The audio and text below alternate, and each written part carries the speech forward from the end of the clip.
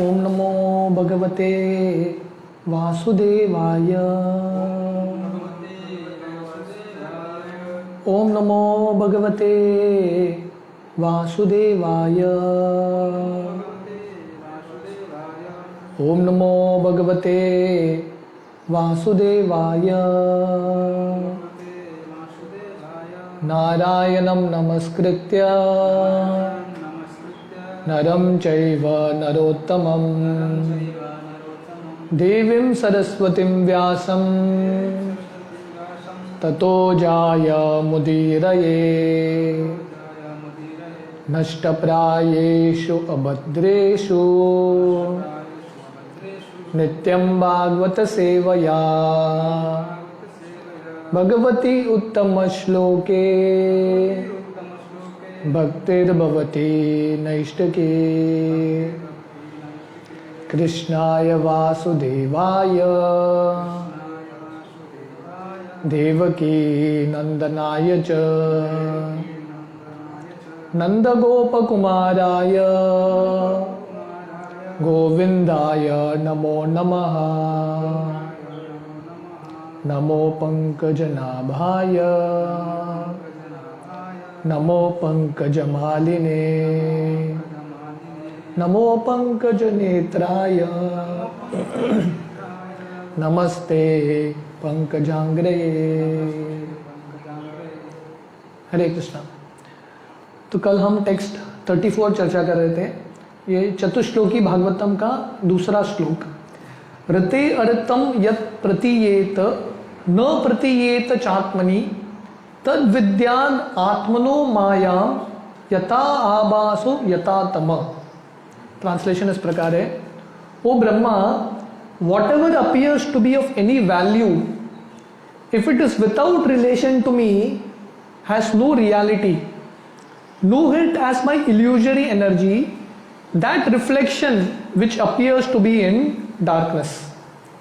तो यहाँ पे भगवान ब्रह्मा जी को बता रहे हैं, जो भी चीज ऐसा प्रतीत होता है कि इसमें अर्थ है पर मेरे संबंध में नहीं है, तो इसका कुछ अर्थ नहीं है, इसको माया समझना चाहिए।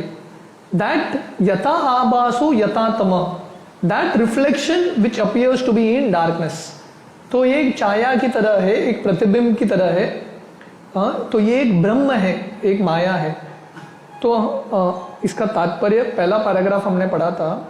तो श्रील प्रभुपाद समझाते हैं कि माया का मतलब क्या है। जब हम भगवान के कनेक्शन के साथ वो चीज को नहीं देखते, स्वयं के भोग के लिए देखना चाहते हैं, वो माया है। तो माया चीजों में नहीं होती, हमारे दृष्टिकोण में है। हम भगवान के संबंधित चीजों को देखते हैं या भगवान के बिना संबंध के वो चीजों को देखते हैं। तो इसके आगे का तात्पर्य हम पढ़ेंगे। Misconceiving one thing for another is called illusion. तो ब्रह्म या माया का डेफिनेशन क्या है? एक चीज को दूसरा समझ के लेना। For example, accepting a rope as a snake is illusion, but the rope is not false. तो प्रभुपाद ने पहले भी समझाया है, अगर रस्सी को हम सर्प मान के चलेंगे तो ये ब्रह्म है, माया है। पर रस्सी भी सत्य है और सर्प भी सत्य है। माया क्या है? रस्सी को सर्प समझना। The rope as it exist in front of the illusion person is not at all false, but the acceptance is illusory. जो रस्सी है, जो व्यक्ति के सामने दिखता है, वो रस्सी मिथ्य नहीं है, वो सत्य है। पर रस्सी को सर्प मानना ये माया है। Therefore, the wrong conception of accepting this material manifestation has been divorced from the energy of the Lord is illusion, but it is not false. तो ऐसे ही माया एक गलत धारणा है। ये दुनिया की चीजों को भगवान से अलग जब हम देखते हैं तो इसको माया बोलते हैं। ये ब्रह्म है पर ये मिथ्य नहीं है, वो चीज भी सत्य है, पर क्योंकि हमारा दृष्टिकोण है भगवान के बहिर्मुख, भगवान के अलग हम चीजों को देखते हैं, ये माया है। And this illusory conception is called the reflection of the reality in the darkness of ignorance. तो ये माया को प्रतिबिंब बोलते हैं। अंधकार में एक प्रतिबिंब या एक छाया, जैसा अगर हम सूरज को हमारा पीठ दिखाएंगे तो सामने क्या दिखेगा? छाया। पर छाया का कुछ अस्तित्व है? एक्चुअली अस्तित्व नहीं है, व्यक्ति पर निर्भर है। पर क्योंकि हम अंधकार में हैं, हमको छाया दिखता है। तो ऐसे ही ये भौतिक दुनिया अंधकार का लक्षण है, तमोगुण का लक्षण है। Anything that appears as apparently not being produced out of my energy is called maya. तो भगवान यहाँ पे बोल रहे हैं, अगर आपको लग रहा है कि ये चीज के साथ मेरा संबंध नहीं है, ये जो दृष्टिकोण है वो माया है। The conception that the living entity is formless और that the supreme lord is formless is also illusion.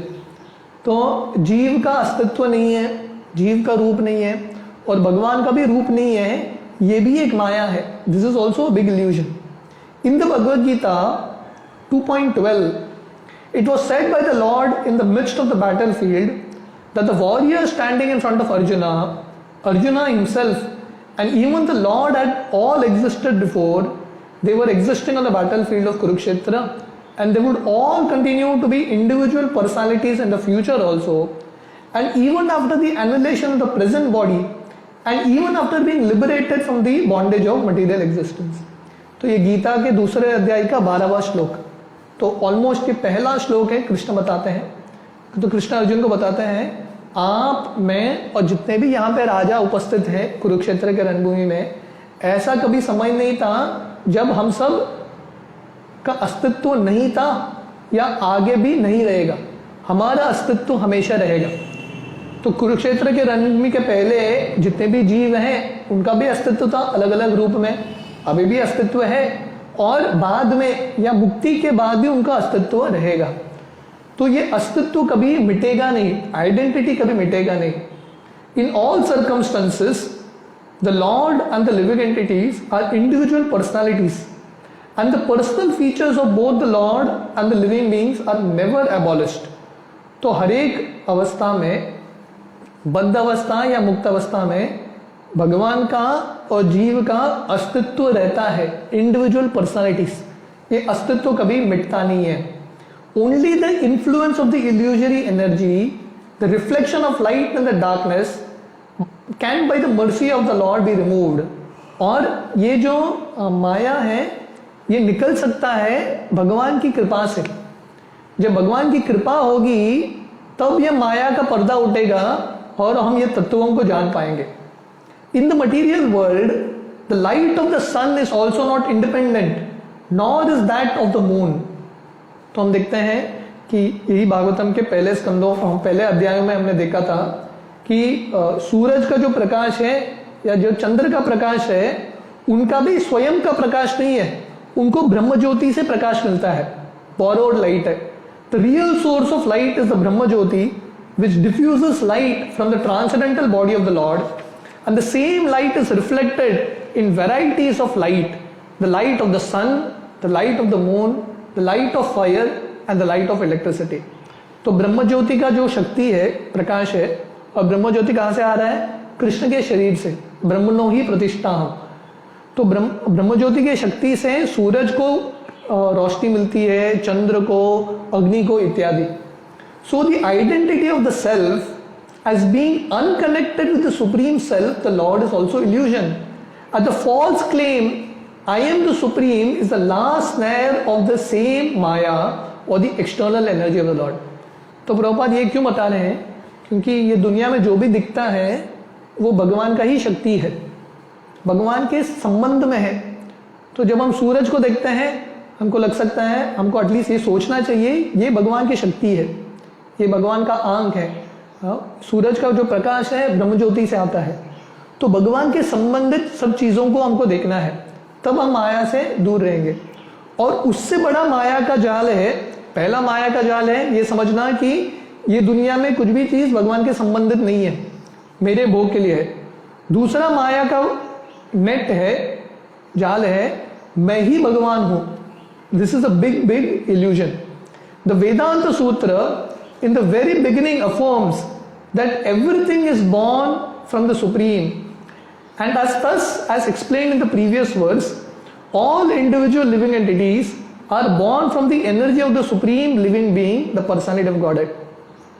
तो वेदांत सूत्र में भी वर्णन आता है कि सब कुछ भगवान से ही आ रहा है, जन्मादि यस्य यत। और यहाँ पे भी भगवान बता रहे हैं पिछले श्लोक में और ये श्लोक में कि जो भी दिख रहा है भगवान की शक्ति का ही प्रदर्शन है। Brahma himself was born from the energy of the Lord and all other living entities are born from the energy of the lord through the agency of Brahma. None of them has any existence without being dovetailed with the supreme lord. तो हम देखते हैं कि ब्रह्मा जी भी भगवान से आते हैं, उनका उगम ब्रह्मा से होता है, और जितने भी जीव हैं जो ब्रह्मा से आ रहे हैं उनका भी उगम भगवान से ही हो रहा है। सो अल्टीमेटली हर एक व्यक्ति का अस्तित्व, हर एक चीज का अस्तित्व भगवान पे ही निर्भर है। अहम एवासम एवाग्रे, तो पिछले श्लोक में भगवान बताते हैं तो जो भी दिखता है मेरे शक्ति का ही प्रदर्शन है। The independence of the individual living entity is not real independence but is just the reflection of the real independence existing in the supreme being, the supreme lord. तो हम बोल सकते हैं कि हम स्वतंत्र हैं, but एक्चुअली हम स्वतंत्र नहीं हैं, हम भगवान पे निर्भर हैं। क्योंकि कुछ भी चीज करने के लिए भगवान की शक्ति चाहिए, भगवान की कृपा चाहिए, नहीं तो क्या कैसे हो सकता है। जीने के लिए भी, सांस लेने के लिए हवा लगता है, प्रकाश लगता है सूरज का, तो ये सब भगवान की ही कृपा है। तो हमको माया के प्रभाव से हमको लग सकता है कि हम अलग हैं, मुझे भगवान का मदद नहीं चाहिए। प्रगते क्रियमाणानि गुणे कर्माणि सर्वश अहंकार विमूढ़ात्मा करता हम इति मन्यते। तो हमको लग सकता है कि मैं ही करता हूं, पर एक्चुअली जो बुद्धिमान है उसको पता है मैं भगवान पे निर्भर हूं हर एक चीज करने के लिए। मेरा आंख खोलने के लिए, सोचने के लिए, सांस लेने के लिए, सब मैं भगवान पे निर्भर हूं। The false claim of supreme independence by the conditioned souls is illusion, and this conclusion is admitted in this verse.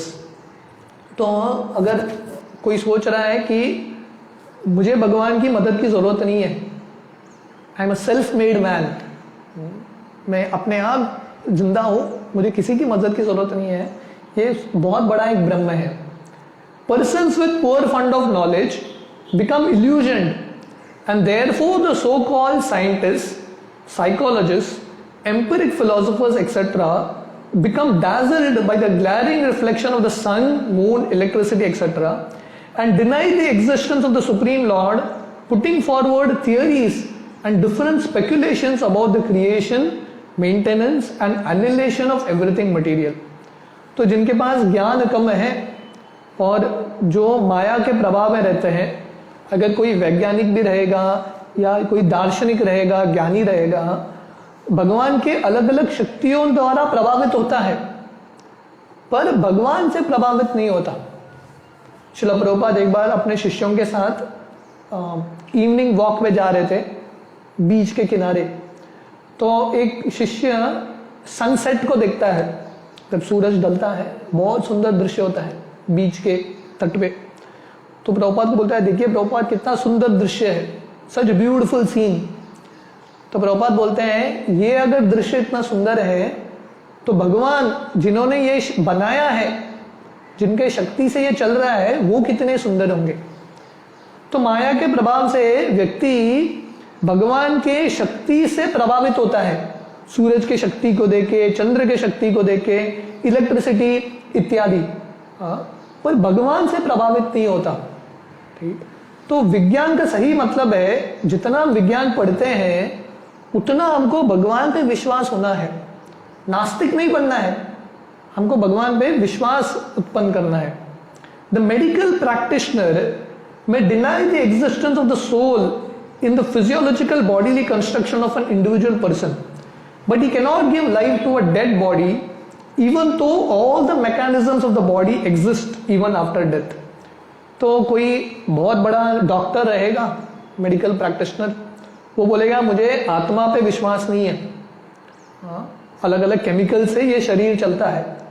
पर अगर कोई मर गया, उसको बोलो इसको जीवित करो, डॉक्टर के पास शक्ति नहीं है, आत्मा का ज्ञान स्वीकार नहीं करेंगे, गीता का ज्ञान स्वीकार नहीं करेंगे, पर इनके पास यह शक्ति नहीं है कि मृत शरीर को वापस जीवित करना।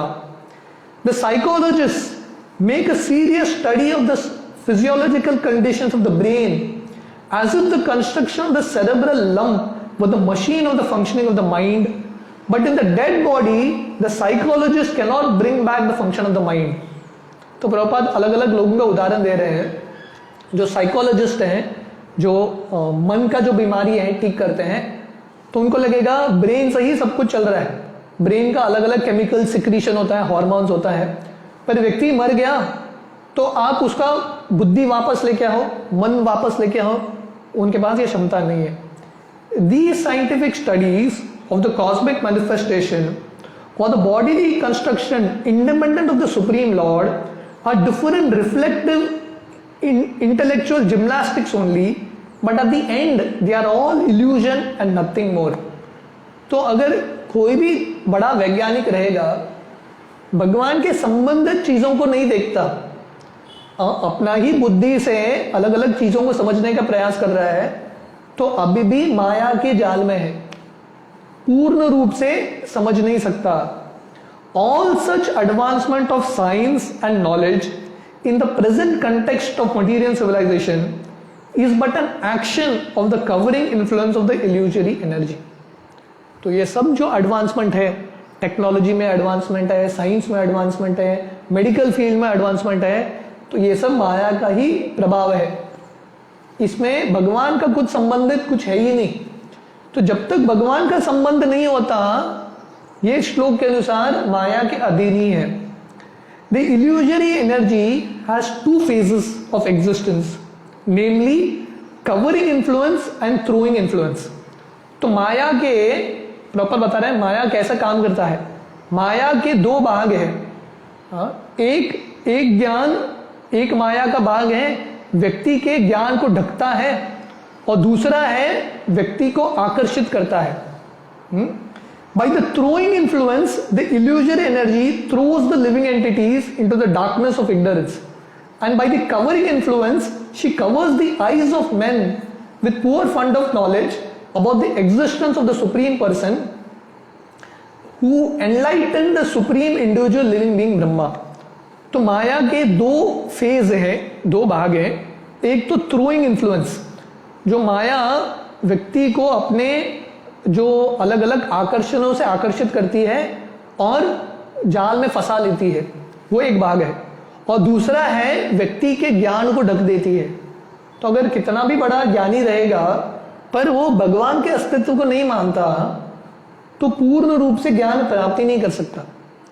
तो यहाँ पे हम देखते हैं कि ब्रह्मा जी बहुत बुद्धिमान है और ब्रह्मा जी भगवान का आश्रय लेते हैं, और क्योंकि भगवान का आश्रय लेते हैं उनको पूर्ण ज्ञान मिलता है।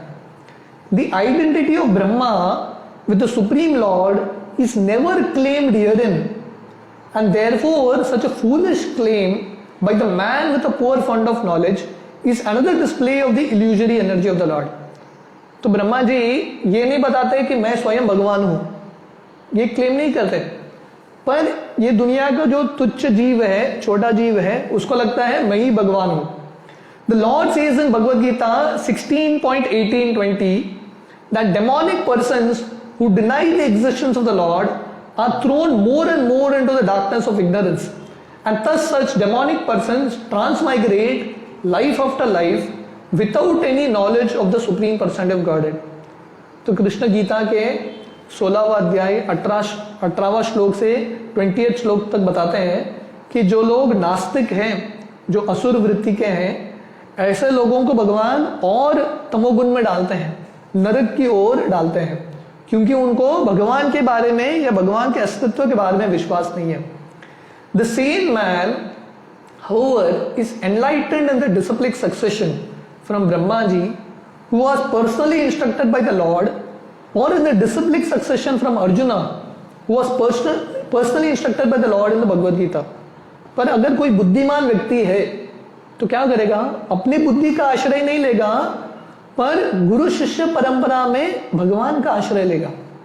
जैसे ब्रह्मा जी को भगवान का कृपा मिलता है, भगवान उनको आज्ञा देते हैं, पर्सनल इंस्ट्रक्शन, या अर्जुन, कृष्ण अर्जुन को उपदेश देते हैं भगवद गीता का। तो ऐसे परंपरा में अगर हम ज्ञान स्वीकार करेंगे तभी हमारा ज्ञान सही रहेगा और माया के परे हम जा सकते हैं। He accepts the statement of the Lord। तो कृष्ण गीता के 10वें अध्याय 8वें श्लोक में बताते हैं, अहम सर्वस्य प्रभवो मत्तः सर्वं प्रवर्तते इति मत्वा भजन्ते मां बुधा भाव समन्विता। तो कृष्ण गीता के 10वें अध्याय 8वें श्लोक में बताते हैं कि मेरे से सब कुछ आ रहा है, ये भौतिक दुनिया, आध्यात्मिक दुनिया मेरे से आ रहा है, इसलिए बुद्धिमान व्यक्ति मेरा आश्रय लेता है, मेरा भजन करता है। The Lord is the original source of all emanations and everything that is created, maintained and annihilated exists by the energy of the Lord। तो कृष्ण गीता में भी वही बता रहे हैं और भागवतम में भी यही वर्णन आ रहा है। तो भगवान बता रहे हैं कि वो सब चीजों के स्तोत्र है। He is the source of all emanations। सृष्टि का निर्माण, पालन पोषण, संहार उनके शक्ति से ही होता है। A sane man who knows this is actually learned। तो बुद्धिमान व्यक्ति कौन है? इति मत्वा भजन्ते मां बुधा भाव समन्विता। तो बुद्धिमान व्यक्ति है जो जानता है कि भगवान से ही सब कुछ आ रहा है। बहुनाम जन्मनाम अन्ते ज्ञानवान प्रपद्यते वासुदेव सर्वमिति स महात्मा सुदुर्लभ। तो महान व्यक्ति या बुद्धिमान व्यक्ति या ज्ञानी वो है जो ये जानता है कि कृष्ण ही सार है, उनके शक्ति के माध्यम से सब कुछ चल रहा है। The same man who knows this is actually learned and therefore he becomes a pure devotee of the Lord, engaged in the transcendental loving service of the Lord. तो ऐसा बुद्धिमान व्यक्ति भगवान की भक्ति करता है। तो ये बुद्धि का लक्षण है, नम्र मन के भगवान का आश्रय लेता है। नहीं तो अहंकार की वजह से हमको लगेगा मुझे भगवान का आश्रय क्यों लेना है, लोगों को मेरा आश्रय लेना चाहिए, मैं भगवान हूं, ये सब मूर्खता है। पर अगर कोई बुद्धिमान है, स्वीकार करेगा मेरा अवस्था क्या है, मैं एक छोटा सा जीव हूं, इनफाइनाइटेसिमल स्मार्क, और मेरा कर्तव्य है भगवान की सेवा करना।